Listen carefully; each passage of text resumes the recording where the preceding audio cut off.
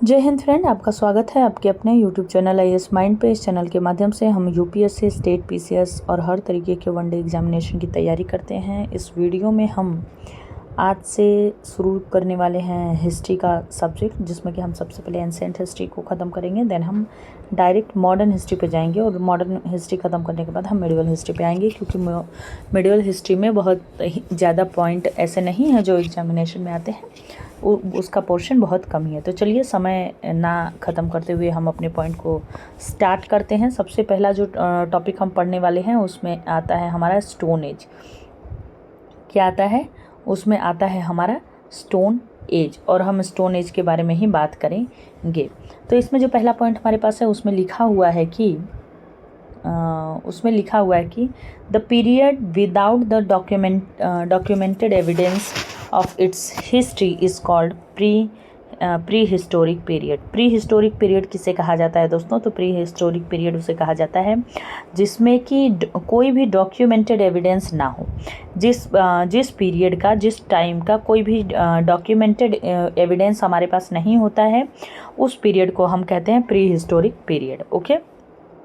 प्रोटोहिस्टोरिक period is provided having shade of evidence of the script which is still not deciphered। इसका मतलब ये होता है कि जो प्रोटो हिस्टोरिक पीरियड होता है, प्रोटो हिस्टोरिक पीरियड वो उस पीरियड को कहा जाता है दोस्तों जिसमें कि हमारे पास एविडेंस तो होते हैं स्क्रिप्ट के तरीके से या स्क्रिप्ट की तरह, बट उनको हम अभी तक पढ़ नहीं पाए होते हैं या उनको हम अभी तक डिकोड नहीं कर पाए होते हैं। Proto historic refer to the period between pre historic and the historical period. तो इसमें साफ लिखा है कि जो प्रोटो हिस्टोरिक पीरियड होता है वो बीच का पीरियड होता है, किसके लिए? प्री हिस्टोरिक पीरियड और हिस्टोरिकल पीरियड के बीच में। Time after which we get documented description is called historic period. तो यहाँ तीन तरीके के पीरियड के बारे में बात की गई है। पहला हिस्टोरिक पीरियड, दूसरा प्रोटो हिस्टोरिक पीरियड और तीसरा प्री हिस्टोरिक पीरियड। तो प्री हिस्टोरिक पीरियड का डेफिनेशन क्या है? तो प्री हिस्टोरिक पीरियड में हमारे पास जो एविडेंस होता है वो हमारे पास नहीं होता है, होता ही नहीं है। कोई भी डॉक्यूमेंटेड एविडेंस हमारे पास नहीं होता है प्री हिस्टोरिक पीरियड में। एंड प्रोटो हिस्टोरिक पीरियड में क्या होता है? प्रोटो हिस्टोरिक पीरियड में ये होता है कि हमारे पास कुछ स्क्रिप्ट तो होते हैं लेकिन हम उनको अभी डिकोड नहीं कर पाए होते हैं। और हिस्टोरिकल पीरियड का मतलब क्या है? हिस्टोरिकल पीरियड का मतलब है कि हमारे पास एविडेंस भी होता है और उसको हम रीड भी कर पाए रहते हैं। तो ये पूरी बात होती है हमारी हिस्टोरिक और प्री हिस्टोरिक पीरियड के बारे में। चलिए आगे देखते हैं। Stone age come under the pre historic period. तो स्टोन एज किस पीरियड के अंदर आता है? प्री हिस्टोरिक पीरियड के अंदर आता है। प्री हिस्टोरिक पीरियड का डेफिनेशन क्या है? कि इसमें हमारे पास कोई भी डॉक्यूमेंटेड एविडेंस नहीं होंगे। Indus valley civilization and copper age culture come under the proto historic period. Indus valley civilization जो है और जो कॉपर एज कल्चर है वो हमारा प्रोटो हिस्टोरिक पीरियड है। What is the mean of proto historic period? In this period we have not any we have kind of script and kind of sculpture, but हमने इसको अभी तक क्या किया है? डिकोड नहीं कर पाए हैं, डिस्फर्ड नहीं कर पाए हैं।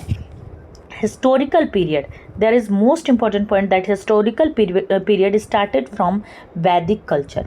Before Vedic culture there was any kind of period who is only segregated in the prehistoric period and the protohistoric period.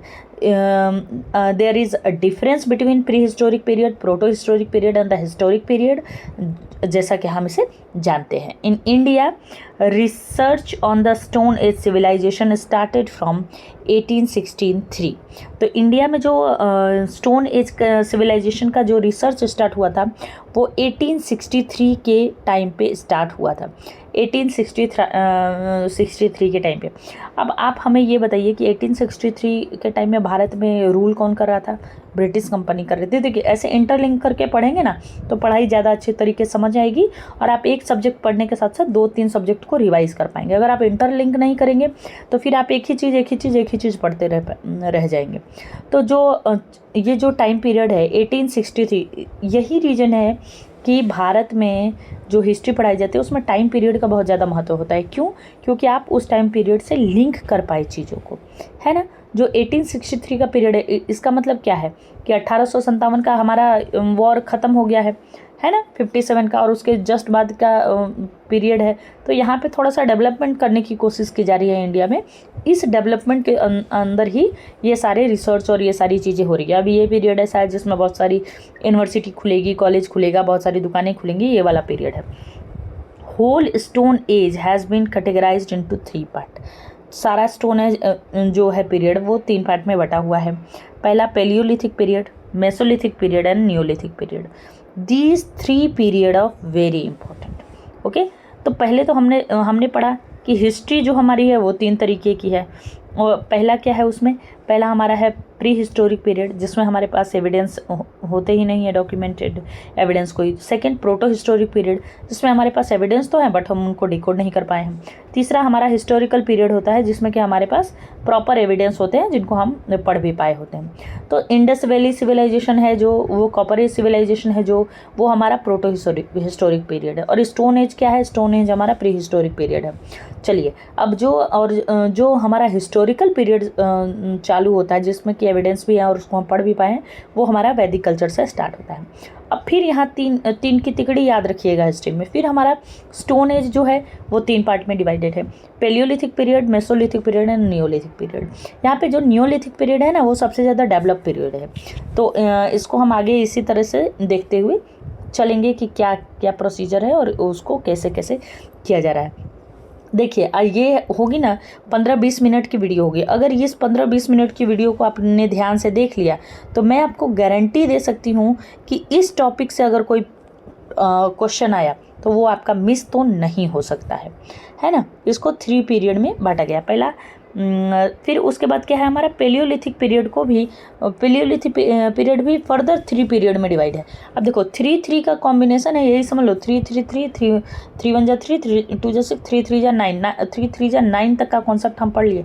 आप कहीं अगर नोट्स बना रहे हैं तो उसको शॉर्ट फॉर्म में ऐसे याद रखने के लिए लिख भी सकते हो। पहला, lower palaeolithic period. Lower palaeolithic period में हमें जो इक्विपमेंट मिले हैं उसमें क्या है, हैंड एक्स है ना, चॉपर है, ये सब है। उसके बाद मिडिल पेलियोलिथिक पीरियड। देखो ये बहुत ज़्यादा आएगा नहीं क्वेश्चन में, बट एक अंडरस्टैंडिंग के लिए सिर्फ हमें जानना है। इसमें अच्छा, इसको हम डिफाइन कैसे करते हैं कि जिस तरीके के हमें औजार मिले हैं उसके पॉइंट पे, मतलब जितने साफ औजार होते जाएंगे उतना वो पीरियड आगे की तरफ बढ़ता जाएगा। फिर पॉइंटर्स हैं, बोरर्स हैं, है ना, स्क्रैपर्स हैं। देन अपर पेलियोलिथिक पीरियड, इसमें हमारे ब्रुइंस आ गए।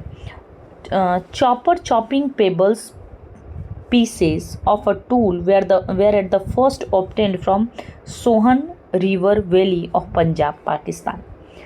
तो ये जो चॉपर चॉपिंग पेबल्स पीसेस है, तो ये जो चॉपर चॉपिंग है ना, ये एक बहुत शार्प पतले पत्थर का बना होता था, पतले ब्लेड की तरह होता था जिससे आप किसी चीज़ को चीर फाड़ सकते हैं, है ना। इस चीज़ के लिए ये चॉपर चॉपिंग पेबल्स जो पीस होते थे इसका यूज किया जाता था। ये सबसे पहले हमें सोहन रिवर वैली से मिला था। कहाँ से मिला था, सोहन रिवर वैली से मिला था, जो तब के पंजाब में था, अब के वो पाकिस्तान में है। At first hand axe pieces of equipment founded in Vadamadurai and Attirampakkam near Madras. तो आप मद्रास याद कर सकते हैं, है ना, कि नियर अबाउट मद्रास इस तरीके का नाम है। वहाँ से हमें पहली बार हैंड एक्स के पीसेस मिले थे। Other tool of this culture are cleavers, scrapers etcetera. Robert Bruce Foote बहुत इम्पॉर्टेंट नाम है एंशिएंट हिस्ट्री में, हमेशा याद रखिएगा। Robert Bruce foot, a British geologist and archaeologist, expedition of Lord Cambridge team under the leadership of de Terra did not much important research in the Sohan valley. ये क्या हुआ था ना कि एक बार पहले ऐसा हुआ था कि कुछ लोगों को Indus valley Sohan valley civilization का पे उनको रिसर्च करने के लिए दिया गया था, बट उन्होंने बहुत परफेक्टली इस चीज़ को किया नहीं। इन द बेलन river the researchers were carried under the direction of R.G. Sharma of Allahabad university. बहुत इंपॉर्टेंट पॉइंट नहीं है, याद करने की बहुत ज़्यादा ज़रूरत नहीं है। Nearly 44 archaeological site were founded in this valley in which is related to the lower palaeolithic period. ये मोटा मोटा याद कर सकते हैं कि ये जो हमारी बेलन वैली है, ये जो हमारी बेलन वैली है, इसमें लगभग 44 आर्कियोलॉजिकल साइट है जो यहाँ से मिले हैं, जो कि लोअर पेलियोलिथिक पीरियड के हैं। बट ये फिर भी ये क्वेश्चन में ऐसे आने वाला नहीं है। नेक्स्ट जो हमारे पास इंपॉर्टेंट पॉइंट है उसको हम देख लेते हैं। Life of paleolithic people was completely natural, है ना। They was primarily dependent on hunting, यहाँ पे फार्मिंग अभी नहीं हो रही है, hunting. They were unfamiliar with fire, वो अभी आग से परिचित नहीं थे। जो पेलियोलिथिक लोग थे, चाहे वो आप मिडिल पेलियोलिथिक ले लो, अपर पेलियोलिथिक ले लो या लोअर ले लो, बट वो लोग अभी आग से परिचित नहीं थे। So they ate raw meats, है ना, वो कच्चा मांस ही खाते थे। Palaeolithic people were unfamiliar with farming and animal husbandry. मतलब वो क्या एनिमल हस्बेंड्री भी नहीं करते थे और फार्मिंग भी नहीं करते थे, मतलब बस खाली हंटिंग पे ही डिपेंड रहते थे, इतना आप समझ लो, है ना। We come to know about Mesolithic period only after C.L. Charlie discovered the rock painting of Vindhya region। तो C.L. चार्ली ने डिस्कवर किया था, क्या किया था, डिस्कवर किया था rock painting of Vindhya region. According to the excavated evidence the domestication of animal began in the mesolithic period, है ना। तो जो हमें एग्जीबिशन से पता चला है उसमें ये पता चला है कि डोमेस्टिकेशन, पशुओं को पालने की जो कहानी थी ऑफ एनिमल, कहाँ से शुरू हुई है, मेसोलिथिक पीरियड से शुरू हुई है। कहाँ से शुरू हुई है, मेसोलिथिक पीरियड से शुरू हुई है। और पेलियोलिथिक पीरियड में तो लोग मेजरली हंटिंग पे ही डिपेंड रहते थे, तो वो बहुत ज़्यादा चीज़ें नहीं कर पाते थे, बहुत ज़्यादा उनको वैसा वो फार्मिंग वगैरह पे बहुत ज़्यादा डिपेंड नहीं रहते थे, ऐसा हमें यहाँ पे बताया गया है। चलिए अभी आगे देख लेते हैं कि आगे की कहानी क्या है। तो इसमें आगे की कहानी बताई है कि the earlier piece of evidence of domestication of animal in India having been found in the Adamgarh and Bagor Rajasthan. तो जो एविडेंस मिले हैं हमें पहली बार जो अर्लियर एविडेंस मिले हैं डोमेस्टिकेशन ऑफ एनिमल के भारत में, वो कहाँ से मिले हैं, वो कहाँ से फाउंड हुए हैं, आदमगढ़ MP, है ना, होशंगाबाद एंड बागोर आपका क्या है, भीलवाड़ा राजस्थान में है। तो MP और राजस्थान से हमें सबसे पहले पशुपालन के जो एनिमल हस्बेंड्री कह सकते हैं, एनिमल हस्बेंड्री तो नहीं कह सकते हैं, डोमेस्टिकेशन कह सकते हैं। A large number of implements made on bones and horn have been found from the Mesolithic site, है ना। A large number of implements, जो लार्ज नंबर ऑफ इम्प्लीमेंट्स मतलब हथियार यहाँ पे यूज किया जा सकता है, जो कि हड्डियों और हॉर्न के बने थे, वो कहाँ से मिले हैं, वो मेसोलिथिक साइट से मिले हैं। अब ये देखिए, महदहा एक उत्तर प्रदेश में एक प्रतापगढ़ जिला है, उसका एक लोकेलिटी का नाम है महदहा। यहाँ से हमें हॉर्न मतलब सींग के और हड्डियों के जो हथियार होते हैं वो मिले हुए हैं। साइट का नाम क्या है, महदहा। कहाँ है, यूपी में। कौन सा जिला है, प्रतापगढ़ जिला। जो लोग यूपी बिहार के हैं वो इस नाम से परिचित ही होंगे लगभग, है ना।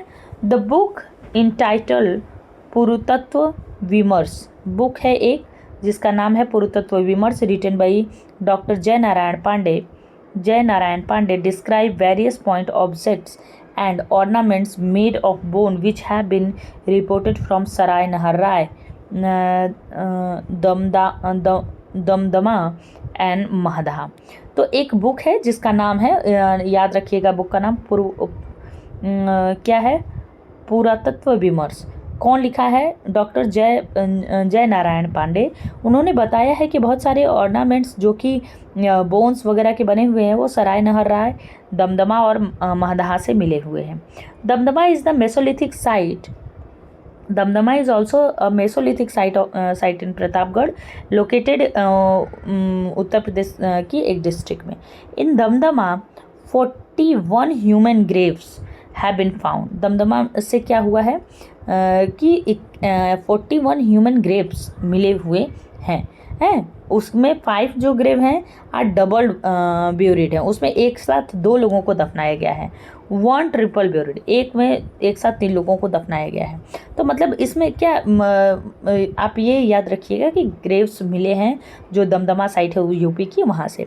The grave with 4 human skeleton has been found at the Sarai Nahrai. और ग्रेव है जिसमें कि 4 ह्यूमन स्केलेटन पाए गए थे, वो कहाँ मिलता है? सराय नहराय से। मतलब इस यहाँ पे क्या बताने की कोशिश की गई है? यहाँ पे बताने की ये कोशिश की गई है कि यहाँ पे ऐसा नहीं है कि सिर्फ ऐसे ही ग्रेव्स मिले हैं जिसमें कि एक में एक लोगों को ही दफनाया जाता था। और ये भी देखो कि वहाँ पे लोगों को दफनाया जाता था, वो भी चीज़ याद रखिए कि जहाँ पे हमारा अर्लीस्ट पॉइंट था कि वहाँ पे लोग अभी आग से परिचित नहीं थे, तो जो लोग अभी आग से परिचित नहीं हैं तो वो आग में जलाएंगे कैसे? वो दफना देते थे, तो वो भी बात है। अब मतलब एक कॉमन सेंस ये बनानी है कि जब जो हमारा पेलियोलिथिक है, उसके बाद जो हमारा मेसोलिथिक है, जब तक नियोलिथिक पीरियड नहीं आता है तो उसके पहले लोगों को दफनाया जाता था, तो हमें ग्रेव भी मिलेंगे। और ग्रेव में 1 लोग, 2 लोग, 3 लोग, 4 लोग को भी दफनाया जाता था। ऐसा नहीं है कि एक में 1 लोग को ही दफनाया जाएगा। आगे देखिए, megalithic usually refer to the megalith usually refer to the buried made up of large stone in the graveyard away from the habitation area, है ना।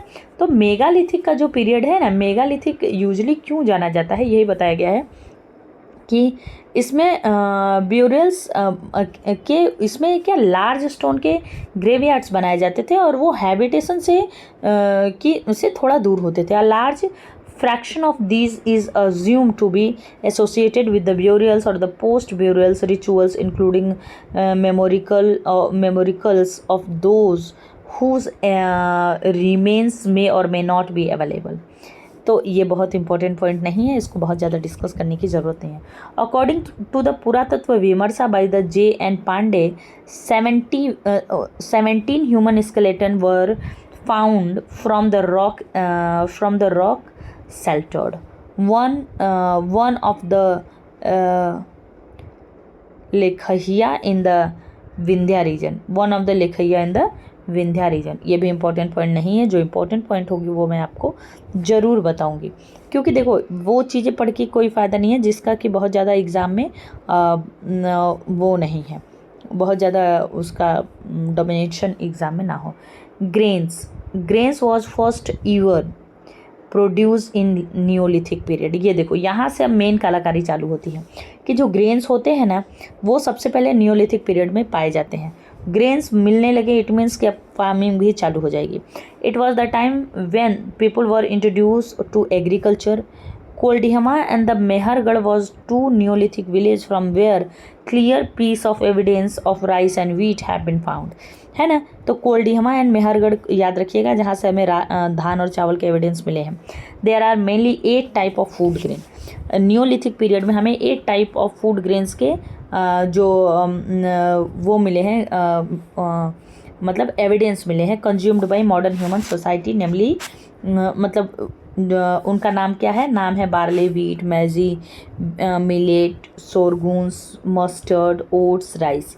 These crop were present in the form of the weed in different area, which were later grown as seed by the human being at different pieces at different time.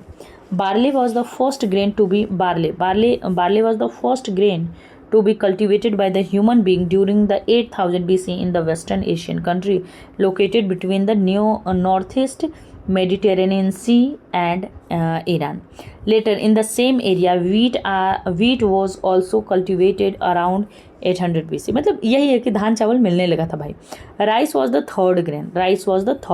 सो यहाँ पे एक बार हमें और देखना पड़ेगा कि the first grain which is cultivated by the human being during the 800 BC is western barley.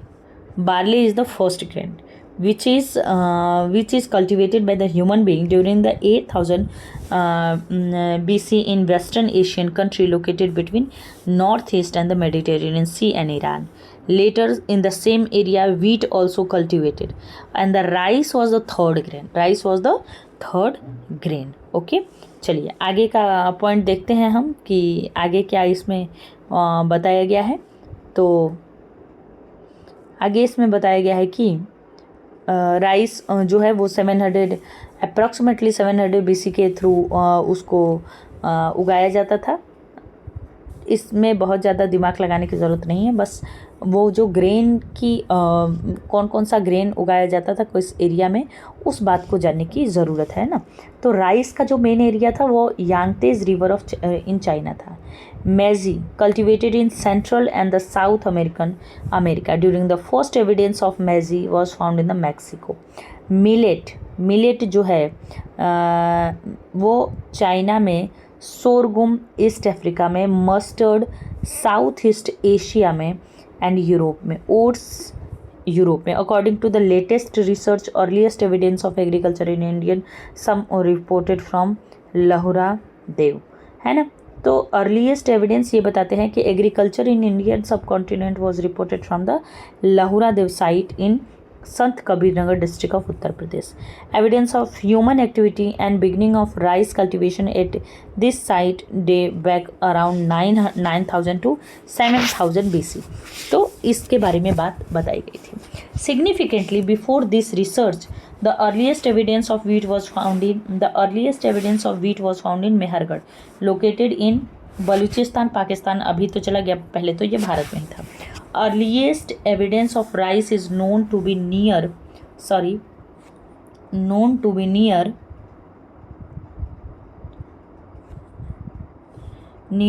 the bank of Belan district district Allahabad, from where rice burn was found dating back in 6500 BC। Important point नहीं है, important point सिर्फ ये है कि जो earliest rice के evidence मिले थे वो बेलन रिवर के आसपास मिले थे, जो कि इलाहाबाद में है, जो कि अब प्रयागराज हो चुका है। The cultural remain from stone age to Harappan civilization have been found in the Mehrgarh located in Baluchistan, और इसकी बात कही गई है। नेक्स्ट जो इम्पोर्टेंट पॉइंट हमारे पास आता है उसमें ये बताया गया है कि बुर्ज होम साइट के बारे में, कि what is the Burzahom site और यहाँ पे क्या क्या यहाँ की स्पेशलिटी थी। Burzahom site is an pre historical statement in the village of the same name of the Kashmir valley. Okay, Burzahom कहाँ था? कश्मीर वैली में। Both human and animal skeleton were found here with bored hole marks. In many pits, bone of dog and antlered deer were found along with human skeleton. The skeleton of human were found in the burial pit in the sitting position along with bones in animal. First excavation at the Burjahom site was carried out by Helmut Tera and the Dr. Thomas Preston in the year 1935. People of Zoar culture lived in large rectangular house with wattle and dirt wall and touched roof. They believed life after death. तो ये जो जोवर के लोग थे वो believe करते थे लाइफ आफ्टर डेथ के। उसके बाद क्या आता है, जो इम्पोर्टेंट पॉइंट है उसी को हम देखने चलेंगे, बाकी तो इसमें बातें बहुत सारी बताई गई हैं।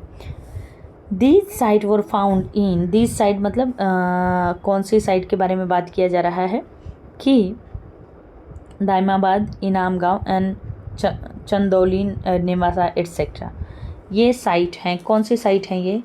Children were buried in two urns that are joined mouth to mouth and set horizontally in the pit, while adults were placed in the supine position with the head toward the north to south। तो ये जो site हैं, ये सारी site हमारे Neolithic period की हैं, वो एक याद रखने की बात है। Ash mound have been found from the Neolithic site। Ash mound कहाँ से मिलता था? Neolithic site Sanganakallu located in Bellary district Mysore Karnataka. Also have been found, ये और भी मिलता था ओंटूर वगैरह से। Next, first was fire was first used in the Neolithic period. Most important point कि फायर पहली बार नियोलिथिक पीरियड में इंट्रोड्यूस हुआ था. Copper was the first metal use. Copper जो था वो पहला ऐसा मेटल था जो यूज हुआ था. Copper age is also known as the chalcolithic age in which the instrument of copper were used in addition of the stone is called copper. Okay, next जो पॉइंट हमारे पास है उसमें ये बताया गया है कि statement of Chalcolithic period in India.